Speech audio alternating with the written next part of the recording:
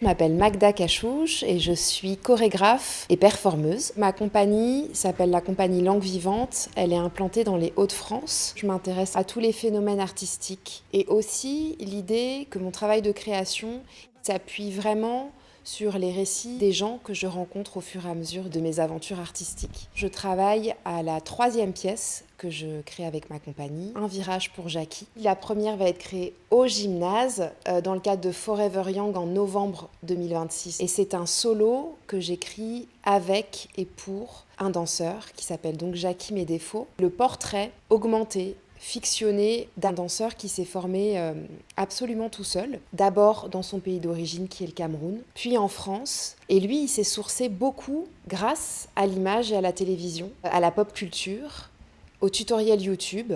Et plus tard, il a été repéré dans un projet de danse à l'école. Grâce à ce projet, il a infiltré d'autres projets participatifs. C'est comme ça que j'ai eu la chance de rencontrer Jackie. Lui comme moi, on a vraiment rencontré notre parcours d'artiste grâce à des projets de danse à l'école. On s'est dit très vite que ce solo, il connaîtrait plusieurs formes. Une forme pour plateau, traditionnelle, des formats plutôt in situ, en extérieur, dans les jardins, dans les musées, que sais-je, et aussi une forme vraiment pour les classes. On est ici pour une première résidence en immersion, en établissement scolaire le matin, et on rencontre des enfants qui sont à des âges différents, des CP, des CM, aussi des collégiens. L'idée, c'était vraiment de partager certains des protocoles de création, et notamment de leur poser toujours la question de est-ce que, selon vous, la danse a un genre ?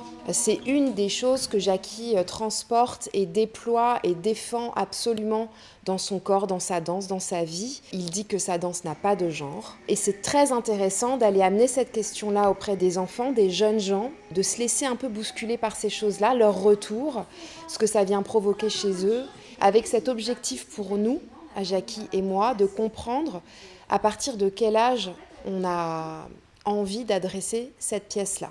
Et l'après-midi, on a la chance de pouvoir partager des temps de recherche chorégraphique hyper profonde avec un danseur et chorégraphe, China Ndi, également originaire du Cameroun. On a exploré toute la semaine la transmission d'une danse traditionnelle qui s'appelle l'ambasbé. Je leur ai demandé de venir colorer cette danse un peu différemment, avec d'autres cultures chorégraphiques dont ils sont nourris et l'un et l'autre. Danse contemporaine pour China, beaucoup de Wahkim et de l'école Ballroom pour Jackie. D'aller comme déstructurer cette danse traditionnelle-là, tout en lui rendant hommage en permanence.